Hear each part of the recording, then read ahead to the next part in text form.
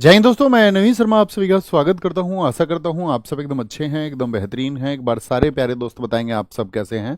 उम्मीद करेंगे बहुत अच्छे होंगे, बहुत बेहतरीन होंगे, बहुत अच्छे से अपनी पढ़ाई को कंटिन्यू आप लोगों ने किया होगा। और हम लोग आज आपका क्लास करने वाले हैं इम्पोर्टेंट ऑर्गेनाइजेशंस पार्ट 2 को। कल हमने पढ़ा था साथी आपका सार्क तक, और आज सार्क से आगे के संगठन हम पढ़ने वाले हैं। कल थोड़े से संगठन हमने पढ़े थे, थोड़े से संगठन हम आज भी पढ़ेंगे, और उनमें क्या महत्वपूर्ण बातें आपको मार्क करनी है ये हम आपको गाइड करेंगे। एक बार थम्स अप कर दीजिए जी भैया, हम आज की क्लास को पढ़ने के लिए एकदम तैयार हैं एकाग्रता के साथ में। खुद से प्रॉमिस किया करो कि क्लास में इंडल्ज नहीं रहेंगे बेवजह के कमेंट्स में, और बार बार कमेंट को आप रिपीट नहीं करेंगे, अपनी बात को आप कह दें। ये साथी स्ट्रीमर यहाँ पर बैठे रहते हैं, आपकी बात को कैप्चर कर लेते हैं, हमको दिखा देते हैं। ओके, तो अपनी बात को आप एक दो बार भी कहेंगे, कोई बात कहनी होगी तो काफ़ी होगा, बाकी खुद को क्लास में फोकस पर रखें। ओके, तो कौन सी क्लास है आज हमारी? क्लास नंबर बताइए। क्लास नंबर हम पहुंच चुके हैं आपका 18th पर, और महत्वपूर्ण संगठन पार्ट 2 को हम करने वाले हैं। ठीक है, महत्वपूर्ण संगठन किसमें? आपका पार्ट 2। ये हमारी आज की क्लास है, आज की क्लास होने वाली है हमारी। और कल की क्लास क्या होगी हमारी? ये पार्ट 2 होगा आज, और कल जो हम क्लास करने वाले हैं वो अवार्ड होगा। अवार्ड को भी हम कितनी कैटेगरीज में पढ़ेंगे नेक्स्ट क्लास में? तो अवार्ड आप कहेंगे इसके लिए भी भैया 2 क्लासेस होंगी, आधे में उसको बांट लेंगे, आधे आधे अवार्ड्स करके पढ़ेंगे। ठीक है, अपडेट करेंगे उसको, पुराने मेथड को सारे को।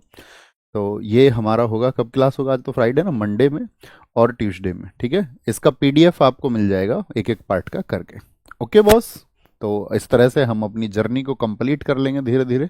कुछ टॉपिक्स ऐसे हैं जो हम सोच रहे हैं आपका कि हमको एक दो टॉपिक किसी में मर्ज करना पड़ेगा, उस टॉपिक्स को हम मर्ज कर लेंगे। ठीक है बॉस, तो कंटिन्यू करते हैं आज की क्लास को। और आज हम पढ़ने वाले हैं आसियान से। तो पहले आसियान का पूरा नाम देखिए, फुल फॉर्म को एक दो बार बोलिए। Association of south east Asian Nations. तो क्या बात निकल रही है, किसका संघ है? साउथ ईस्ट के, यानी कि दक्षिण पूर्व के जो एशियाई देश हैं, कैसे हैं? दक्षिण पूर्व के एशियाई देश हैं, उन्होंने एक संगठन बनाया हुआ है, उनका एक संगठन है, जिसकी स्थापना कब हुई थी? बहुत इंपॉर्टेंट, हम कल की बात को फिर से रिपीट कर देते हैं। किसी भी संस्था का आपको एस्टैब्लिशमेंट याद रखना है कि वो कब स्थापित हुई, उसका हेडक्वार्टर आपको नहीं भूलना है, और उसके सदस्य, और साथ में उसका वर्तमान अध्यक्ष जो है, ये 4 पॉइंट्स आपको बिल्कुल नहीं भूलने हैं। ठीक है, यानी उसका जो सुप्रीम है व्यक्ति। हेडक्वार्टर कहाँ पर है आसियान का? तो क्या बोलेंगे? आसियान का है भैया आपका जकार्ता में। कहाँ पर? जकार्ता में। ठीक है, मूल सदस्य देश जब इसकी स्थापना हुई तो तब थे आपके आईएमएफ एसटी, इनको बोलते हैं। जब ये बना था तो आईएमएफ एसटी के साथ में बना था, एसटी के साथ में, यानी कि इंडोनेशिया था इसमें, इसमें आपका मलेशिया था, फिलीपींस था, सिंगापुर था और थाईलैंड था। तो 5 देशों के साथ में इसकी स्थापना हुई। लेकिन वर्तमान में सदस्य देश कितने हैं इसके? वर्तमान में इसके सदस्य हैं 11, और इसकी स्थापना 8 आपका अगस्त को हुई, इसीलिए इसको आसियान दिवस कहते हैं हम। कोई दिक्कत? 11वां सदस्य कौन बना है आपका? 11वां सदस्य बना है इसका तिमोर। ठीक है, वर्तमान में इसके महासचिव हैं काओ किम होर्न। देखिए कितने सदस्य हैं इसमें? 11। तो 11 के नाम लिखे हुए हैं, हम कहे भैया क्या 11 को बहुत तरीके से याद रखना है? तो लगभग में याद रखना, लगभग में। ठीक है, कि आसपास के देश हैं, और वो देश हैं इसमें जो साउथ ईस्ट के हैं, यानी आपको मैप क्लियर होना चाहिए। यहाँ पर हम आपसे एक बात पूछ सकते हैं, जैसे कि अभी एक संगठन बना था, इसको हम बोलेंगे आपका आशियान। आशियान आपका, अगर हम बोले आशियान प्लस एक, अभी नाम सुना था आपने या नहीं? इसको किनारे पे नोट करना, आशियान प्लस बहुत खबरों में रहा था। इसको बोला गया था APT3। APT3, APT3 का मतलब क्या था? ASEAN, ASEAN plus, ASEAN plus 3। तो इसमें कौन 3 ये संगठन बनाते हैं? इन 3 में रहे आपके चाइना, जापान और साउथ कोरिया। कौन? China, Japan and south Korea. China, Japan और साउथ कोरिया। तो 3 जो देश हैं, चाइना, जापान और साउथ कोरिया, इन्होंने बनाया APT3। बोलो एक बार इस नाम को मन मन में, APT3 यानी कि एशियन प्लस 3। तो कभी भी पूछा जाएगा एपीटी, 3 देश हैं इसमें, तो सबसे अच्छा क्वेश्चन एग्जामिनर इसका बनाएगा, निम्नलिखित में से कौन APT3 में शामिल नहीं है? आपको पता होना चाहिए, चाइना, जापान और साउथ कोरिया के अलावा जो ऑप्शन होगा उसको हम चुन लेंगे, उसको हम चुन लेंगे। चलें भैया, बात समझ में आई? थम्स अप करिए, बात क्लियर है। बिम्स्टेक फुल फॉर्म पढ़िए कम से कम 2 बार। Bay of Bengal initiative for multi sectoral, bay of Bengal initiative for multi sectoral technical economic operation. Bay of Bengal से क्या मतलब है? बंगाल की खाड़ी। यानी कि बंगाल की खाड़ी आप सबको पता होना चाहिए। भारत के संदर्भ में अगर हम बात करते हैं तो बे ऑफ बंगाल किधर है भैया? इधर है। तो बे ऑफ बंगाल के आसपास के जो देश हैं, बे ऑफ बंगाल यानी कि बंगाल की खाड़ी, इनिशिएटिव बोलते हैं पहल को, मल्टी सेक्टरल बोलते हैं बहुक्षेत्र को, टेक्निकल बोलते हैं आपका तकनीकी को, इकोनॉमिक बोलते हैं आर्थिक को, कोऑपरेशन बोलते हैं सहयोग को। तो यानी कि बंगाल की खाड़ी के जो देश हैं उन्होंने बहुक्षेत्रीय तकनीकी और आर्थिक सहयोग पहल के लिए ग्रुप बनाया हुआ है। और बिम्स्टेक की स्थापना हुई थी आपका 1997 में। सार्क की स्थापना किस वर्ष में हुई जरा बताइए? सार्क की स्थापना ऐसा ही एक हमने बताया था, साउथ के जितने भी आपका जो दक्षिण आपका साउथ क्या बोला था हमने उसको, सार्क को साउथ एसोसिएशन, सॉरी हम उसको भूल रहे हैं अभी, बताइए जरा, आप बताएंगे हमको। यानी कि रीजनल कोऑपरेशन के लिए भी उन्होंने बनाया था आपका south Asian association for regional cooperation, यानी कि साउथ एशियन थे, यानी दक्षिण एशिया के देशों ने बनाया था। लेकिन ये क्या है? ये बे ऑफ बंगाल यानी कि बंगाल की खाड़ी के आसपास के। 1985 एकदम ठीक है भैया, एकदम ठीक है। तो क्या बोलेंगे? इसकी स्थापना हुई 1997 में बैंकॉक घोषणा से। लेकिन एक बात लिखी हुई है, मूल रूप से ये बिश्टेक था। बिश्टेक, बिश्टेक देखिए, बिश्टेक का क्या मतलब है इसमें मूल रूप से? यानी कि पहले इसमें बी फॉर बांग्लादेश था, आई फॉर इंडिया था, श्रीलंका था, थाईलैंड था, लेकिन एम इसमें शामिल नहीं था। और इसका मुख्यालय है आपका ढाका में। ढाका में इसका हेडक्वार्टर है। सदस्य देश इसके 7 हैं। आसानी से हम याद कर सकते हैं 7 सदस्यों को। कैसे? इसके नाम में ही वो सातों देशों के नाम छिपे हुए हैं। देखिए, बी फोर क्या है? बंगाल की खाड़ी के आसपास। तो आप कहेंगे बी फोर, एक तो बांग्लादेश हो गया, नाम देखते रहना भैया, क्या हो गया? बांग्लादेश हो गया आपका। दूसरा देश है भारत यानी कि इंडिया हो गया, क्या हो गया? आई फोर हो गया इसमें इंडिया, इंडिया हो गया आपका। यहाँ लिखे हुए हैं, हम बता देते हैं आपको। एम फोर क्या है? देखिए जरा ध्यान से, एम फोर क्या है आपका? म्यांमार है, एम फोर म्यांमार। और यही एम से बन जाता है आपका N four Nepal, N four बन जाएगा आपका नेपाल। ठीक है। बी फोर क्या हो गया आपका? आप कहेंगे बांग्लादेश हो गया।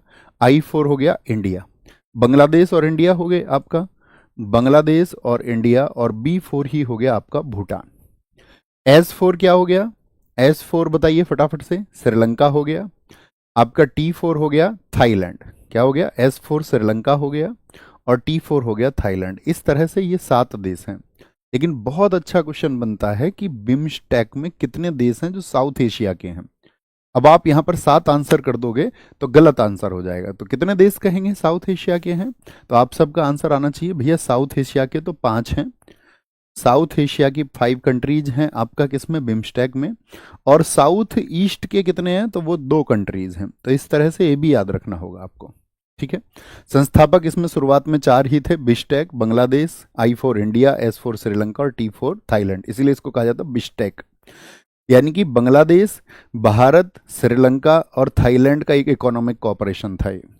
बिम्स्टेक के वर्तमान में महासचिव कौन है? इंदिरामणि पांडे हैं, जो पहले भारतीय हैं, इंदिरामणि पांडे।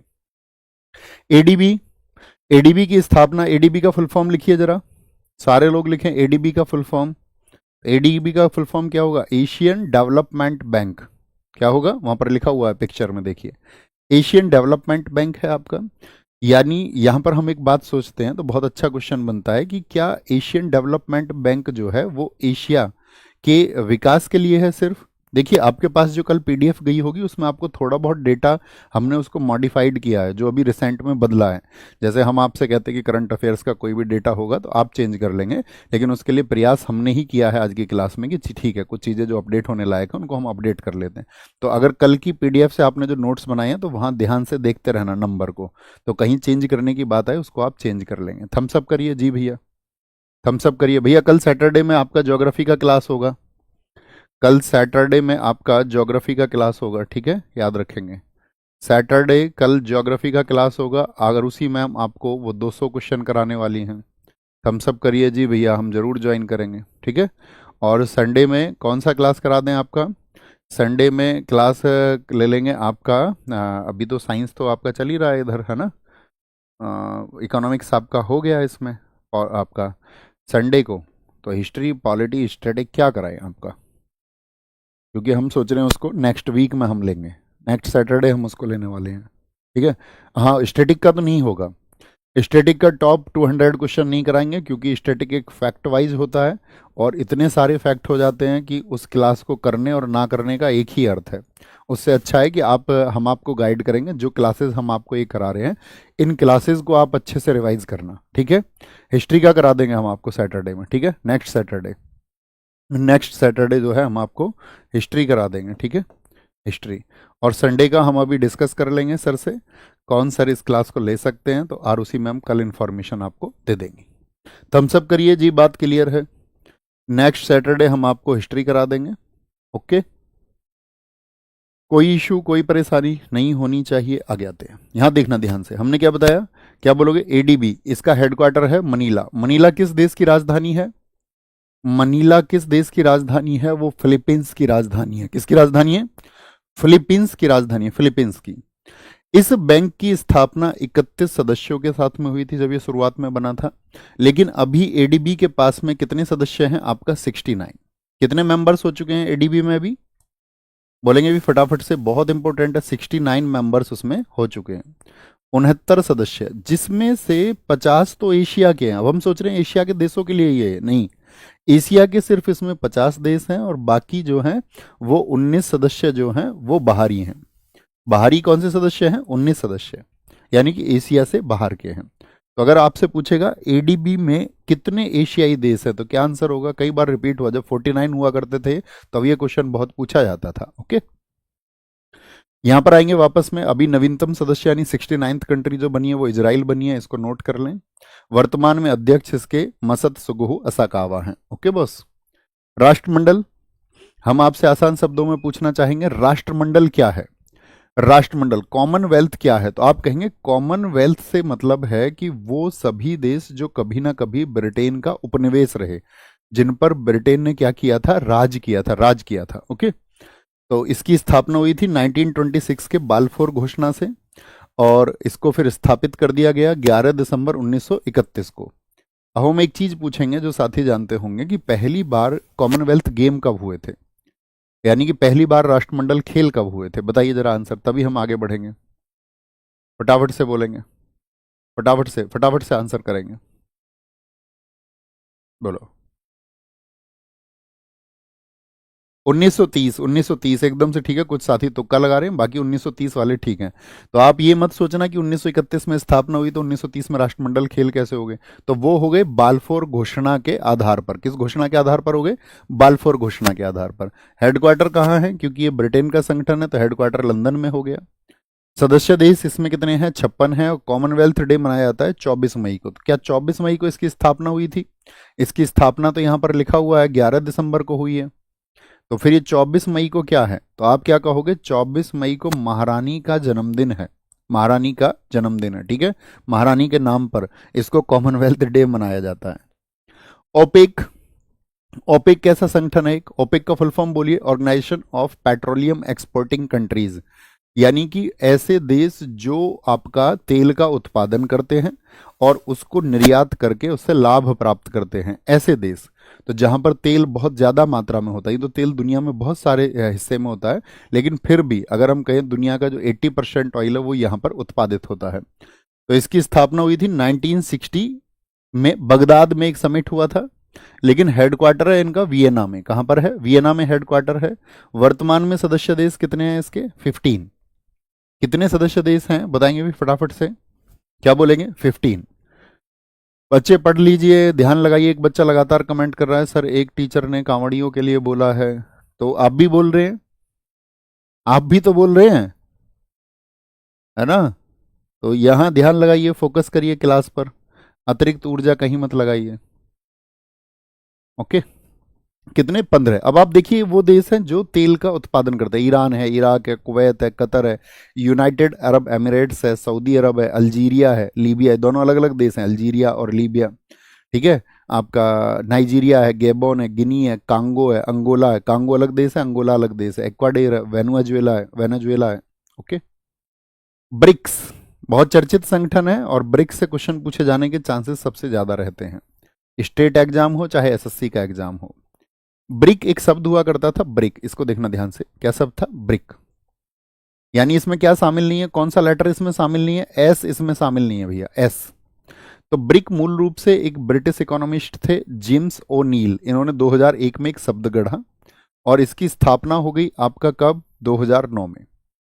पहला सम्मेलन इसका 2009 में हुआ, कहां पर, रूस के शहर में येकतिनबर्ग में। कहां पर, येकतिनबर्ग में। तो पांचवा, पहले ब्रिक था, तो पांचवा सदस्य साउथ अफ्रीका 2010 में शामिल हुआ। अब ब्रिक से मतलब क्या है बताइए जरा। ब्रिक में बी, बी का क्या मतलब है, बी किस कंट्री को डिनोट करता है, तो बी फोर आप कहेंगे ये है ब्राजील, बी फोर है ब्राजील, आर फोर है इसमें रूस, आई फोर है इसमें इंडिया अपना अपना प्यारा देश, और सी फोर इसमें चाइना है, और बाद में साउथ अफ्रीका किस ईयर में जुड़ा इसमें, 2010 में। इन्हीं संगठनों को हम कहते हैं पांच उभरती अर्थव्यवस्थाओं का समूह, यानी पांच ग्रोइंग इकोनॉमी है, पांच उभरती अर्थव्यवस्थाएं जो दुनिया पर इम्पैक्ट डालती हैं। पांच उभरती अर्थव्यवस्था, इस शब्द को इस्तेमाल किया जाता है इनके लिए। क्या बोलेंगे, five growing economies, five growing economies,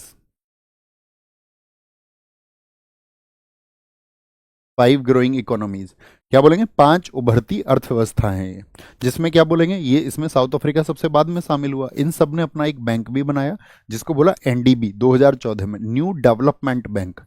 NDB कब बना था, 2014 में बना, और इसका जो हेडक्वार्टर है एनडीबी का, ये भी इंपॉर्टेंट है। क्या बोलोगे, ये भी बहुत इंपॉर्टेंट है कि संघाई में इसका हेडक्वार्टर है, संघाई में, ठीक है।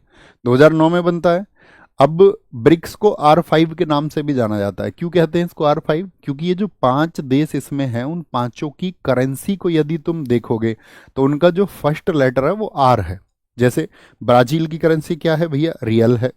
आपका रूस की करेंसी रूबल है, इंडिया की रुपीज है, चाइना की क्या है आपका रेनमिनबी है, और साउथ अफ्रीका की रैंड है। तो इन पांचों की जो करेंसी है वो आर लेटर से शुरू होती है। किससे, इसीलिए क्या कहते हैं, अभी यूपी पुलिस अभी हुआ ना आपका री एग्जाम जो हुआ था, उसमें पूछा गया था किस संगठन को R5 के नाम से जाना जाता है, R5 कहा जाता है, वह कौन सा संगठन है। तो कौन सा संगठन है, हम सबका आंसर होगा भैया वो ब्रिक्स है। क्या है, वो ब्रिक्स है। तो इन सबकी करेंसी लिखी हुई है, ब्राजील की रियाल है, रूस की रूबल है, इंडिया की रुपया है, चाइना की रेनमिनबी है, साउथ अफ्रीका की रैंड है। ब्रिक्स 2024 सम्मेलन हुआ, ठीक है, और यहीं ब्रिक्स खेल 2024 भी आयोजित हुए थे। यहीं पर क्या हुए थे, ब्रिक्स खेल 2024। ब्रिक्स 2025 सम्मेलन कहां पर होगा, ये दोनों टर्म्स आपको याद रख लेनी है, दोनों दोनों, ठीक है। अभी 2024 में रूस में हुए और यहीं पर ब्रिक्स खेल, तो पूछेगा ब्रिक्स खेलों की शुरुआत कब हुई है, तो पिछले वर्ष हुई थी 2024 में। क्या बोलोगे, 2024 में, ठीक है। आगे कुल सदस्य देश इसमें कितने, आपकी पीडीएफ में वो 11 होंगे, लेकिन हुआ क्या था दरअसल में, जो 11वां जो लिखा रहता था वो सऊदी अरब था। तो कुछ समय के लिए हमारा जीएस में डेटा चला था कि 11 सदस्य देश है, लेकिन क्या हुआ था, सऊदी अरब ने उस सदस्यता के लिए मना कर दिया था। तो फिर से 11 से घट के कितने हो गए, 10 हो गए। लिखिए कितने हो गए, 10 हो गए। तो किसने मना कर दिया, तो ये भी क्वेश्चन बन सकता है कि वह कौन सा देश था जिसने ब्रिक्स की सदस्यता से इनकार कर दिया। तो साइड में कहीं पे लिख लो सऊदी अरब ने इनकार कर लिया, या सऊदी अरब पे क्रॉस लगा दो और लिख लो इनकार कर दिया उसने। 10 देश हैं, ठीक है। तो ये तो पहले से ही है ब्रिक्स। तो क्या बोलोगे, ब्रिक में पहले 2009 में ब्रिक था। ब्रिक साउथ अफ्रीका किस ईयर में आया, 2010 में। और अभी आपका मिस्र, इथोपिया, और लास्ट ईयर आपका ईरान, यूएई और फिर इंडोनेशिया। तो सबसे नया सदस्य इसका कौन है, 10वां, वो इंडोनेशिया है। यूनेस्को हम आपको पढ़ा चुके हैं पूरा। यूनेस्को का फुल फॉर्म पढ़िए, United Nations Educational Scientific and Cultural Organisation. स्थापना 16 नवंबर 1945 को हुई। भारत इसका एक क्या बोलेंगे 1946 में सदस्य बना। टोटल इसके 195 सदस्य हैं। हेडक्वार्टर इसका पेरिस में है। थम्सअप करिए जी भैया, हम यूनेस्को को पढ़ चुके हैं, ये हमने पढ़ाया था आपको सारा यूनेस्को साइट में, ठीक है। बस इसके बारे में जर्नल चीजें याद रखो, इसकी स्थापना, भारत कब सदस्य बना, और हेडक्वार्टर इसका क्या है, हेडक्वार्टर। कोई इशू नहीं है जी। वर्तमान में इसके महानिदेशक आंद्रे एंजेलो हैं, और 18 अप्रैल को विश्व विरासत स्थल दिवस मनाया जाता है। मुझे बताइए भारत में अभी यूनेस्को साइट कितनी हो गई हैं, आपने अपने नोट्स को मॉडिफाइड किया। अभी रिसेंट में 44 भी यूनेस्को साइट और चिन्हित की गई। 44th 44वीं, तो 44वीं यूनेस्को साइट को आपको याद रखना है। कितने साथी बता सकते हैं उसका नाम क्या है, 44वां जो यूनेस्को स्थल बना है उसका क्या नाम है। बहुत बढ़िया, सभी साथी जानते हैं 44 साइट हो गई हैं यूनेस्को की, बहुत बढ़िया जी। G7, देखिए G7 बोलते हैं कि ये विकसित देशों का एक समूह है जिसको बोला जाता है कि जज कैब में बैठ के गया एफआईआर करने। क्या गया? जज कैब में बैठ के गया एफआईआर करने, ठीक है, एफआईआर करने। ये बहुत पूछे जाते हैं, विकसित अर्थव्यवस्थाएं इनको माना जाता है, डेवलप्ड कंट्रीज में इसको रखा जाता है। तो क्या बोलेंगे? जैसे कि जज जर्मनी जापान, स्कैब से है कनाडा अमेरिका ब्रिटेन, और एफ आई यानी कि फ्रांस इटली, और फिर आपका आर फोर रूस है। लेकिन रूस को इससे बाहर कर दिया गया। पहले G8 होता था, ये 8 कंट्रीज थी, Germany Japan Canada America Britain France Italy रूस। तो आप क्या बोलेंगे? रूस को इससे बाहर कर दिया गया, तो ये G8 क्या बन गया? G7 बन गया।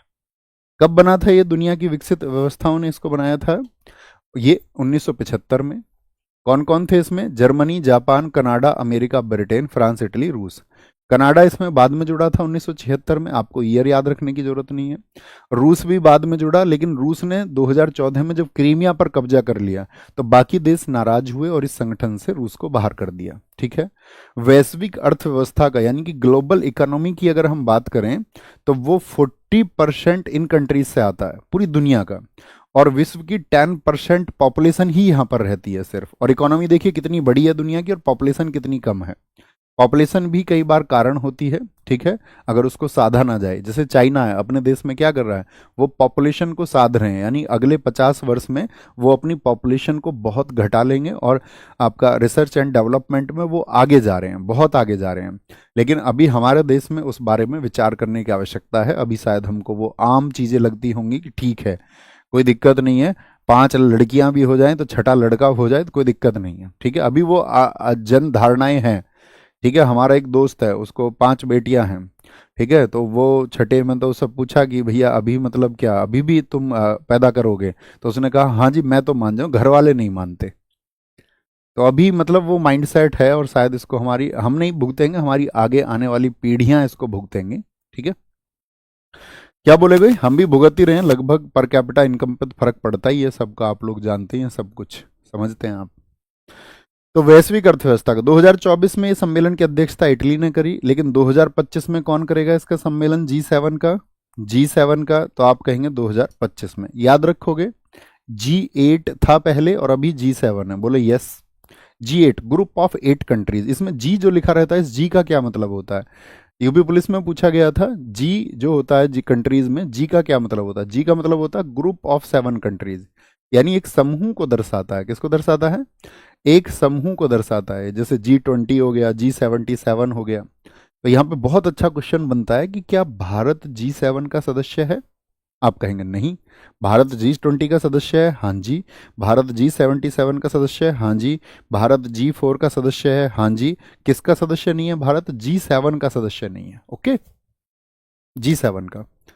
G20 पर आते हैं तो ये कितना कितना कंट्री हो गया? Group of 20। अब ग्रुप इसमें जरूरी नहीं है 20 कंट्रीज ही हो, वो ग्रुप ऑफ 20 किसी तरह के से भी रिफॉर्म किया जा सकता है। कैसे?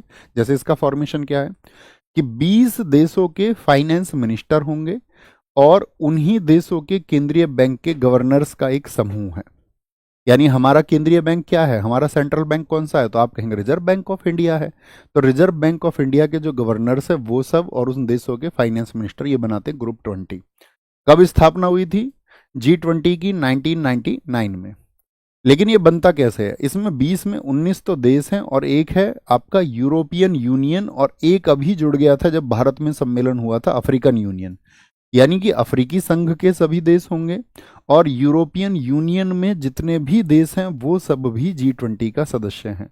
जैसे हमने आपको बताया था यूरोपियन यूनियन में कितने देश हैं, आप आंसर करें एक बार, एक बार करें आप, बोलेंगे भी फटाफट से आंसर करें सारे लोग, ठीक है। तो क्या बोलेंगे आप? भारत में 1 दिसंबर 2020 से 30 दिसंबर 2023 तक के लिए, एक वर्ष के लिए G20 की अध्यक्षता किया। 2023 में जो सम्मेलन हुआ था ये भारत में हुआ था, ये 18वां सम्मेलन था, 18th समिट था। ये क्या था? 18वां सम्मेलन था। और ये क्वेश्चन पूछा गया है कि भारत ने G20 के जिस सम्मेलन की अध्यक्षता की वो कौन सा सम्मेलन था? 18वां कॉन्फ्रेंस था ये, नई दिल्ली में हुआ था, खूब पता है आपको। अभी रिसेंट में सड़कों से सरकार ने क्या बोला था? ठेली वाले सब भाग जाओ, जितने भी ठेली वाले हैं सड़कों से सब दूर हो जाओ, देश की इमेज खराब हो जाएगी। जिस आदमी का काम रोज से ही चलता, उससे बोला यहाँ कहीं नहीं कहीं और जाओ। तो सड़कें सब खाली कर दी गई, जो देश में उस तरह का आपका था चित्रण उसको ढक दिया गया कि कहीं झुग्गी झोपड़ियाँ दिख ना जाए, है ना। और वैसे भी आप जानती हो गवर्नमेंट तो तुम सब जानते हो, सब कुछ तुम जानते हो, क्या तुमसे छुपा हुआ है। 2023 सम्मेलन के लिए भारतीय शेरपा अमिताभ कांत कौन बने? अमिताभ कांत बने। शेरपा का मतलब है जो उसमें लीडिंग रोल में रहते हैं, क्या बोलते हैं? लीडिंग रोल में रहते हैं। 2025 में सम्मेलन होगा आपका कहाँ पर? वो होगा जोहानसबर्ग में, जोहानसबर्ग में। एआईआईबी कोई महत्वपूर्ण संगठन नहीं है, बस फुल फॉर्म एक बार पढ़ लीजिए मेमोराइज करने के लिए। क्या बोलोगे? एशियन इंफ्रास्ट्रक्चर इन्वेस्टमेंट बैंक, यानी कि एशियाई अवसंरचना निवेश बैंक है। स्थापना 2015 में हुई, मुख्यालय इसका बीजिंग में है, बीजिंग में है। G4 ग्रुप ऑफ 4 कंट्रीज, ये क्या हमने बताया था?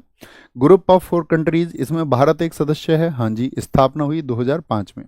G7 की स्थापना कब हुई? 1975 में। ये सब प्रयास कर रहे हैं कि इनको यूएन में स्थायी सदस्यता मिले। आप हमें बताइए यूएन में स्थायी सदस्य कितने देश होते हैं? तो आप कहोगे यूएन में एक होती है भैया सिक्योरिटी काउंसिल, उसमें हमने आपको बताया था 10 टेम्पररी कंट्रीज होती हैं और 5 होती हैं आपकी परमानेंट कंट्रीज। 5 स्थायी सदस्य हैं, अमेरिका, ब्रिटेन, चाइना, फ्रांस और रूस, ये 5 स्थायी हैं, ठीक है। 10 अस्थायी होते हैं, हालांकि जब मूल रूप से स्थायी देशों की संख्या 6 होती थी, अस्थायी फिर बढ़ा करके 10 कर दिए गए थे, जो 2 वर्ष के लिए चुने जाते हैं। कितने के लिए? 2 वर्ष के लिए चुने जाते हैं। अस्थायी में भी शर्तें हैं आपका कि 5 जो हैं आपका वो किस कॉन्टिनेंट से लिए जाएंगे, 2 किस कॉन्टिनेंट से लिए जाएंगे। लेकिन ग्रुप ऑफ 4 कंट्रीज, इसमें हमने आपको बताया था कि ये 4 देश प्रयास कर रहे हैं। इसमें सबसे ज्यादा चांसेस किसके हैं? स्थायी सदस्यता मिलने का ज्यादा दावेदार कौन है बताइए? तो आप कहेंगे भारत को मिलनी चाहिए, हमारा देश जो है वो सहिष्णु है और पूरी दुनिया में शांति स्थापित करने की बात करता है। और ऐसा देश जो पूरी दुनिया में शांति स्थापित करने के लिए पहल करता हो, ऐसे देश का यूएन में स्थायी सदस्यता, क्योंकि कल कहीं पे वीटो की शक्ति अगर हमारे देश को मिलेगी तो हमारा देश बहुत सारे विवादों को रोकेगा, ठीक है। बहुत सारे उपद्रव को हमारा देश और हमारे देश की संस्कृति, जिसका माइंडसेट ही ऐसा है कि पूरी दुनिया में अमन और शांति स्थापित हो, तो वो उसके लिए काम करेंगे, ठीक है। और हमारा देश उस काम को जरूर करेगा और किसी भी ऐसे काम को जो अहिंसा को जन्म देने वाला होगा उसके लिए हम वीटो का इस्तेमाल कर पाएंगे, ठीक है। G4, तो भारत सबसे ज्यादा सेफ है इसमें। G77, जैसे हमने आपको बताया G7 तो है डेवलप्ड कंट्रीज का, G77 है डेवलपिंग कंट्रीज का, जितने भी विकासशील देश हैं। देखना यहां से, G77 समूह जो है वो विश्व के विकासशील देशों का एक समूह है। ये 1964 में बना था। कैसे देशों का? विकासशील देशों का। इसके कार्यालय विश्व के कई शहरों में है, ये सब पढ़ने की जरूरत नहीं है। जब ये बना था तो तब इसमें 77 कंट्रीज थी, यानी कि फाउंडिंग मेंबर्स जो थे वो 77 थे। लेकिन अभी 77 नहीं है, अभी इसमें 134 कंट्रीज हो चुके हैं, लेकिन नाम इसका इसकी स्थापना की वजह से आज भी G77 ही है, ठीक है। क्या बोलेंगे? G77। अच्छा मुझे बताइए भारत कैसा देश है? विकसित की विकासशील? तो भारत G77 का सदस्य है, यस और नो? इंडिया की अगर हम बात करें G77 का सदस्य है, आप कहेंगे हाँ जी। भारत G4 का सदस्य है, हाँ जी। भारत G20 का सदस्य है, हाँ जी। भारत क्या G7 का सदस्य है? आप कहेंगे ना जी, ना जी, ना जी। 2025 में इसकी अध्यक्षता जो की है वो इराक ने की है। किसने की है? इराक ने इसकी सदस्यता की है। रेड क्रॉस, ये डॉक्टर वाला साइन आप देखते होंगे भैया अक्सर, किसी की बाइक पे देखा होगा आपने, किसी गाड़ी पे देखा होगा आपने। तो ये क्या है? ये चिकित्सीय मदद को बोलते हैं, डॉक्टर हेल्प को बोलते हैं। तो ये रेड क्रॉस साइन आया कहाँ से है? तो ये रेड क्रॉस इस संस्था का साइन है जिसका नाम ही रेड क्रॉस है। ये संस्था बनाई थी, जब हम आपको नोबेल प्राइज पढ़ाएंगे तब बताएंगे। जो पहला नोबेल प्राइज मिला था वो मिला था हेनरी ड्यूनेंट और फ्रेडरिक पेसी। फ्रेडरिक पेसी ने एक सोसाइटी बनाई थी, फ्रेंच पीस सोसाइटी, और इन्होंने बनाया था रेड क्रॉस। इन्होंने कहा पूरी दुनिया में जहां कहीं पर भी मानवता के लिए जरूरत होगी रक्त की, तो हम वो रक्त उपलब्ध कराएंगे।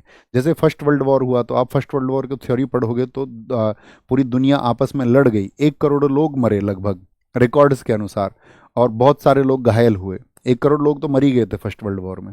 सेकेंड वर्ल्ड वॉर जब हुआ, पूरी दुनिया आपस में भिड़ी, 5 करोड़ लोग मर गए, 5 करोड़, ठीक है। इस दुनिया में जो लोग मरे हैं सबसे ज्यादा वो महामारियां और युद्धों से मरे हैं। अहिंसा जो आपका मतलब अहिंसा तो बचाने का मार्ग हो गया, तो हिंसा हम लोगों ने की और दुनिया ने पता नहीं कितने युद्ध किए हैं, ठीक है। और कितने करोड़ लोग मर गए और फिर युद्ध होंगे, फिर लोग मरेंगे। तो क्या बोलेंगे इसमें? हेनरी ड्यूनेंट एक ऐसे व्यक्ति थे, तो इन्होंने फर्स्ट वर्ल्ड वॉर के दौरान, भाई फर्स्ट वर्ल्ड वॉर कब से कब तक हुआ, हमने कल बताया था आपको, 1914 से 1918 तक फर्स्ट वर्ल्ड वॉर हुआ। 1939 से 1945 तक सेकंड वर्ल्ड वॉर हुआ। तो इन्होंने वहां घायल सैनिकों की मदद की, ऐसे नहीं किसी एक पक्ष के, सभी पक्षों के घायल सैनिकों की मदद इन्होंने की। 1963 में क्यों भैया? क्योंकि इसकी इस्टेब्लिशमेंट को 100 ईयर्स हो चुके थे। इस अचीवमेंट के लिए, ठीक है, इस उपलब्धि के लिए उनको ये दिया गया। रेड क्रॉस, तो रेड क्रॉस वाले क्या है, जान जाने से बचाते हैं भैया, जेनेवा में है, जेनेवा में। इंटरपोल, इसको बोलते हैं इंटरनेशनल पुलिस। इंटरपोल का फुल फॉर्म क्या है? इंटरनेशनल पुलिस, ठीक है। तो इंटरनेशनल पुलिस क्या बोलोगे आपका 1923, और इसका मुख्यालय है लियोन्स में। लियोन्स किस देश में है?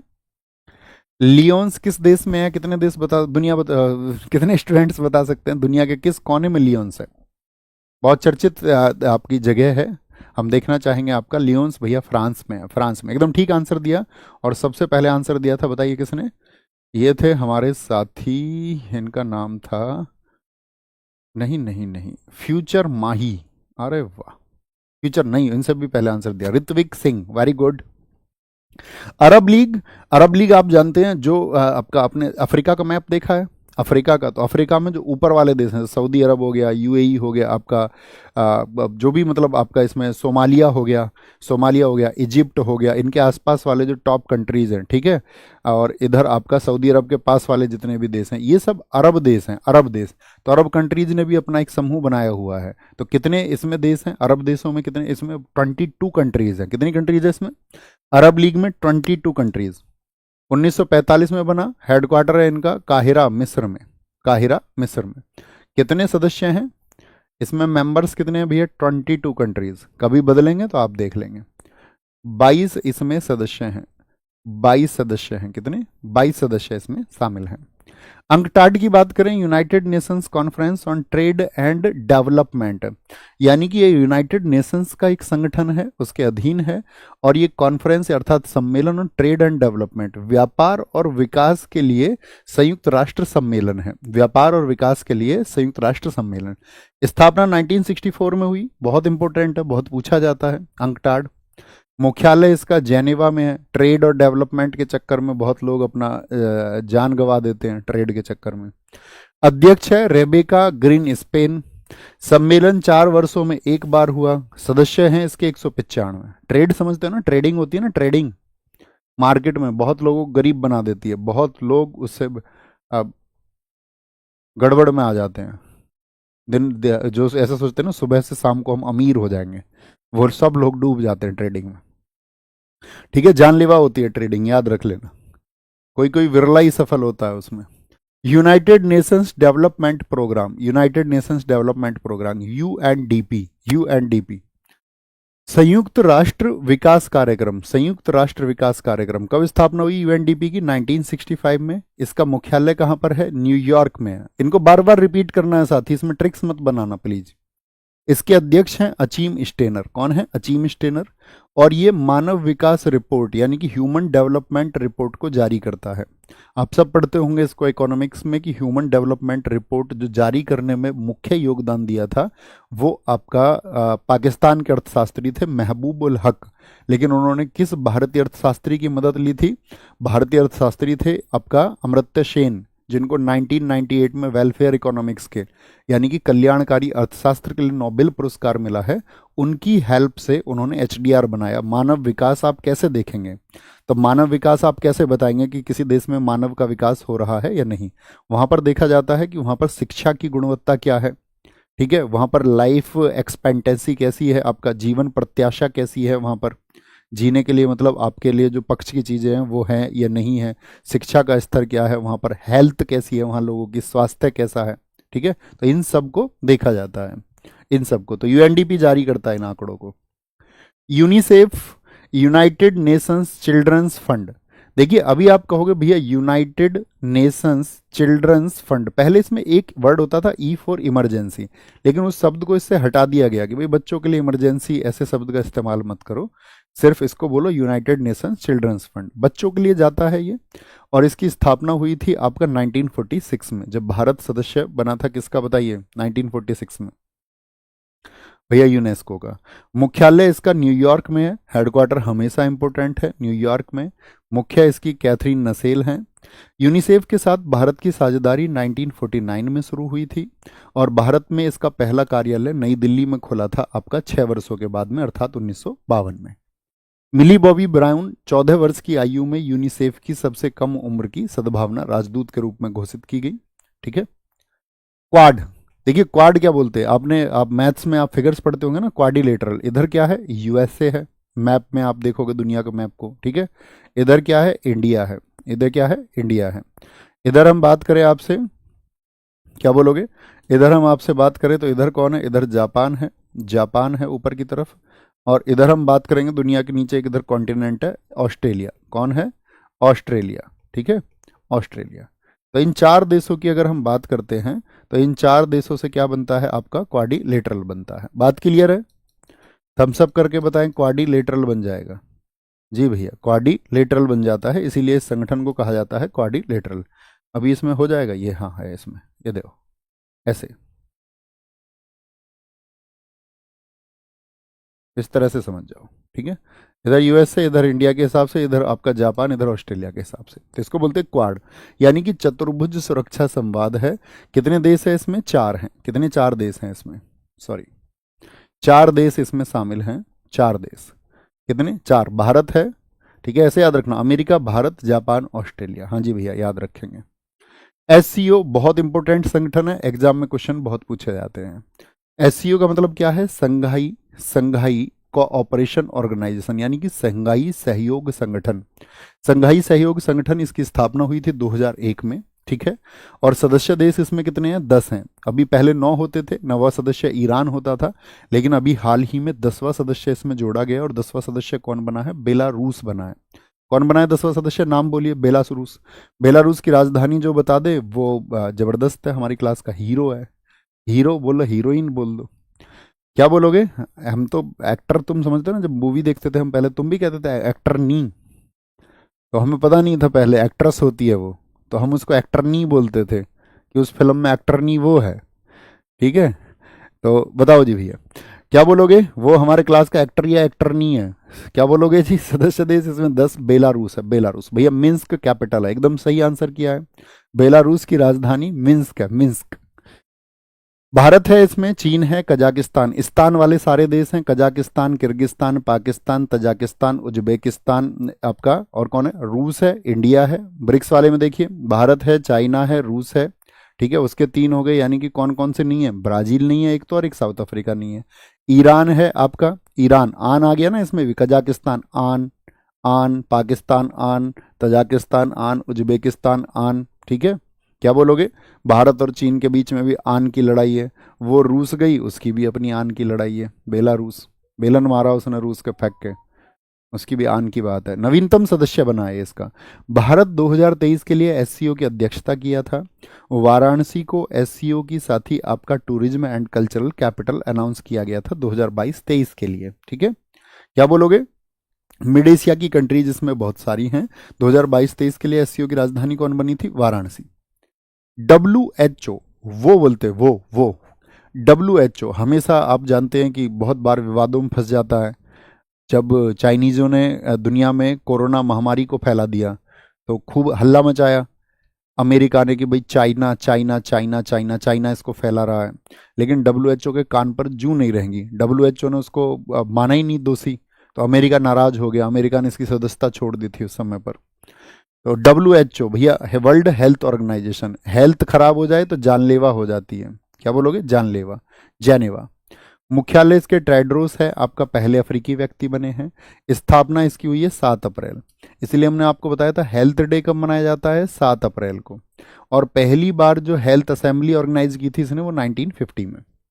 7 अप्रैल को स्वास्थ्य दिवस मनाते हैं। इसमें सदस्य देश कितने हैं, 193, नहीं WHO में 194 कंट्रीज, 194।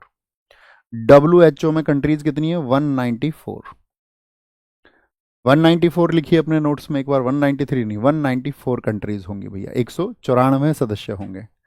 लिखिए, थम्स अप करिए जी भैया, हम इसको 194 कर चुके हैं। ILO, International Labour Organisation. हम आपसे पूछेंगे जो श्रमिक दिवस मनाया जाता है वो किस डेट को मनाया जाता है, श्रमिक दिवस। तो आपका आंसर आएगा अंतर्राष्ट्रीय श्रम संगठन है। और जो श्रमिक लोग हैं वो बेचारे पूरे अपने जीवन भर क्या करते हैं, जानलेवा काम करते रहते हैं, जानलेवा काम करते रहते हैं।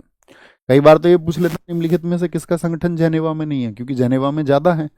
भाई आप देखोगे जितनी भी हमारी आपका सोशल साइट्स हैं उन सब के हेडक्वार्टर्स ज़्यादातर कैलिफोर्निया में है। तो जहाँ पर माहौल मिलता है, उस तरह की सुविधाएं मिलती हैं, तो उस तरह की चीज़ें वहीं पर डेवलप होती हैं। जैसे हम जिस एरिया से क्लास ले रहे हैं इसको बोलते हैं नॉलेज पार्क एरिया। तो यहाँ पर कॉलेजेस के लिए वो इंटरनेट, वो उस तरह की सुविधाएं मौजूद है, तो ज़्यादातर कॉलेज यहीं ओपन होते हैं। ओके, 1 मई ठीक आंसर है। स्थापना इसकी हुई 1919 में। अब ये छोटे छोटे संगठन एक बार देखते चलिए। वर्ल्ड मेट्रोलॉजिकल ऑर्गेनाइजेशन, क्या बोलोगे, वर्ल्ड मेट्रोलॉजिकल ऑर्गेनाइजेशन, विश्व मौसम विज्ञान संगठन, WMO। इसका मुख्यालय कहाँ पर है, ये जेनेवा में है, जेनेवा में है। हमारा जो सिलेक्शन हुआ था सबसे पहले इसके लिए हुआ था, मेट्रोलॉजिकल के लिए। ठीक है, क्या बोलेंगे, WMO, विश्व मौसम विज्ञान संगठन, जेनेवा में इसका क्या है, हेडक्वार्टर है स्विट्जरलैंड में, और इसकी स्थापना हुई है 1951 में।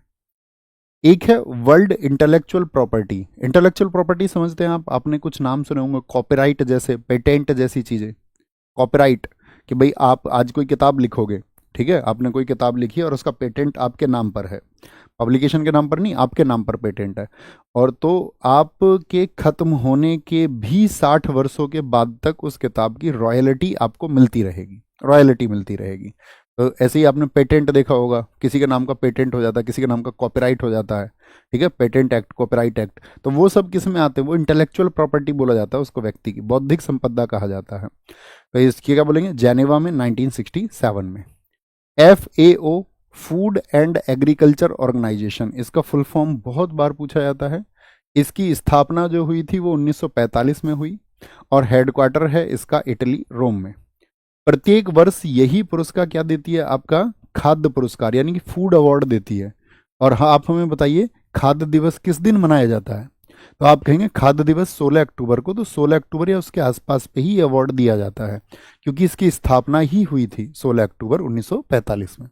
FAO, UNFCCC, इसका फुल फॉर्म UPSSC पैट ने पूछा था, बहुत पूछा जाता है, इसका फुल फॉर्म याद रख लेना। क्या बोलोगे, United Nations framework convention on climate change, यानी कि जलवायु परिवर्तन पर एक आधारभूत कन्वेंशन है ये। कब हुआ ये, 1992 में जो जलवायु परिवर्तन को अपनाया गया, तभी UNFCCC का आपका मतलब कि बोले कि ओरिजिन में आया ये। और 1995 में इसका बनाया गया सेक्रेटरिएट, ये वॉन जर्मनी में इसका सेक्रेटरिएट है। ठीक है, यूनेप की बात बताएं, ये क्या है, यूनाइटेड नेशंस, फुल फॉर्म लिखें इसका जरा, United Nations Environment Programme, United Nations Environment Programme, Environment Programme, Environment Programme, ठीक है। यूनेप, संयुक्त राष्ट्र पर्यावरण कार्यक्रम इसको कहते हैं। संयुक्त राष्ट्र की पर्यावरण संबंधी गतिविधियों का नियंत्रण करता है। इसकी स्थापना जून 1972 में हुई थी, जून 1972 में, जिस समय पे हम क्या मनाते हैं, 5 जून को कौन सा दिवस मनाते हैं, पर्यावरण दिवस, इसी समय की बात है। तो संयुक्त राष्ट्र मानव पर्यावरण के परिणाम स्वरूप की गई, और इसका मुख्यालय है, क्या बोलोगे, नैरोबी, जो कि केन्या की राजधानी है, केन्या की कैपिटल है नैरोबी। इसके अध्यक्ष इंगर एंडरसन हैं, और संयुक्त राष्ट्र की अवर महासचिव भी हैं ये संयुक्त राष्ट्र में। बताएंगे जी बॉस, जरा आंसर करेंगे एक बार, बोलेंगे फटाफट से आंसर करेंगे। संयुक्त राष्ट्र संघ के 6 प्रमुख अंग हैं, निम्न में से कौन सा 6 प्रमुख अंगों में से एक नहीं है। कल हमने आपको बताए थे 6 ऑर्गन्स कौन कौन से थे आपका, क्या यूनिसेफ है, आप कहेंगे नहीं भैया गलत हो जाएगा, सॉरी गलत हो जाएगा, यही गलत हो जाएगा। ट्रस्टीशिप काउंसिल है, आर्थिक और सामाजिक परिषद है, महासभा है, सुरक्षा परिषद है आपका, और अंतर्राष्ट्रीय न्यायालय है। अंतर्राष्ट्रीय न्यायालय के संबंध में निम्नलिखित में से कौन सा कथन सही है। इस न्यायालय में सदस्य होते हैं दो सदस्य एक ही देश के नागरिक नहीं हो सकते। अभी पूछा गया CDS 2024 में, बिल्कुल ठीक बात है, एक के नहीं हो सकते।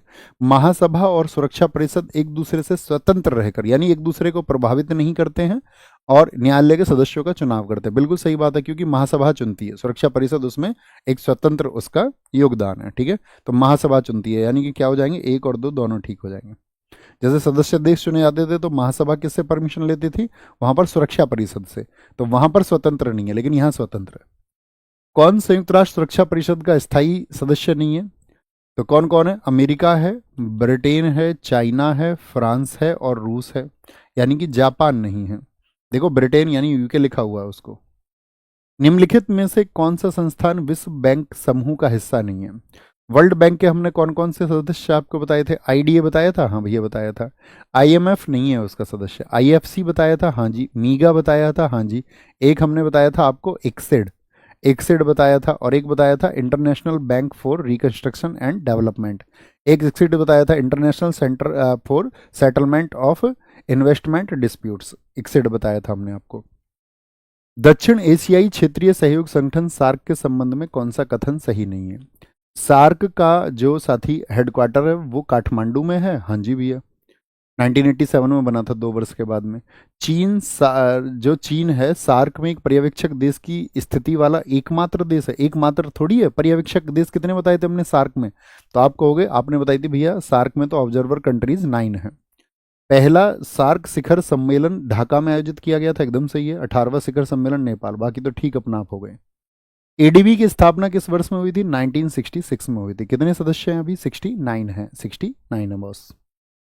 निम्नलिखित में से कौन सा एक ब्रिक्स को सबसे अच्छी तरह से वर्णित करता है। 5 परमाणु शक्तियों का समूह है ये, या 5 इंडस्ट्रियलाइज्ड नेशंस बोल दें, या 5 मेजर इमर्जिंग इकोनॉमिक्स, क्या बोलोगे, उभरती अर्थव्यवस्थाएं, ग्रोइंग इकोनॉमीज हैं। ठीक है, नीचे जो लिखा हुआ है वो स्थायी सदस्य वो G4 है। G7 समूह का एक सदस्य हिस्सा कौन सा है, तो हमने क्या बताया, जर्मनी है। ठीक है, जज बोलते हैं, नहीं तो हिंदी में तो वो जी से हो जाता है ना, जज। Germany, Japan, Canada, America, Britain और फ्रांस और इटली, और रूस था उसको हटा दिया गया। तो क्या बोल देंगे, फ्रांस है, अमेरिका है, हाँ जी भैया।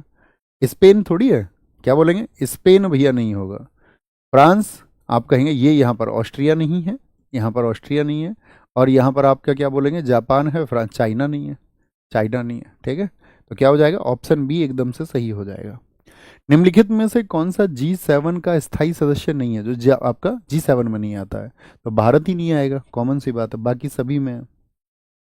भारत G20 के कौन से वार्षिक शिखर सम्मेलन की मेजबानी कर रहा है, यानी कि उस समय का क्वेश्चन है, अब तो पुराना हो गया, तो हम आपको इसको देते हैं होमवर्क में। और चूंकि साथी हम अब आपका मिलेंगे आपसे कब, मंडे को मिलेंगे, तो हम आपको 2 चीज़ें बताते हैं। एक तो पहली चीज़ तो हम आपको आज देंगे ये टास्क भी, कि अब जो पुराना है उसको पढ़ चुके होंगे, 2 दिन आपको मिलेंगे, तो 2 दिन में हम आपसे उम्मीद करेंगे कि आपको जो हमने नेचुरल चीज़ें यहाँ पर पढ़ाई थी रामसर साइट तक का, इसका एक बार रिवीजन आप करोगे।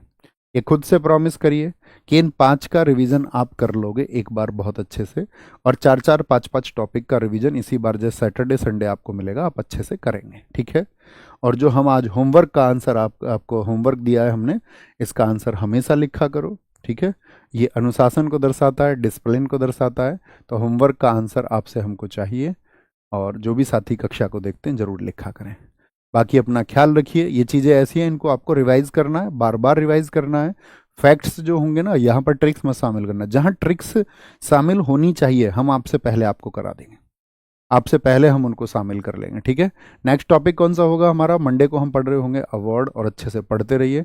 जितने साथी पिछड़ गए हैं हमसे थोड़ा क्लासेस में पीछे हैं, उम्मीद करेंगे मंडे को आप हमारे साथ मिलेंगे हमको। ओके, तो ख्याल रखिए, टेक केयर, जय हिंद, जय भारत, नमस्ते, लव यू ऑल।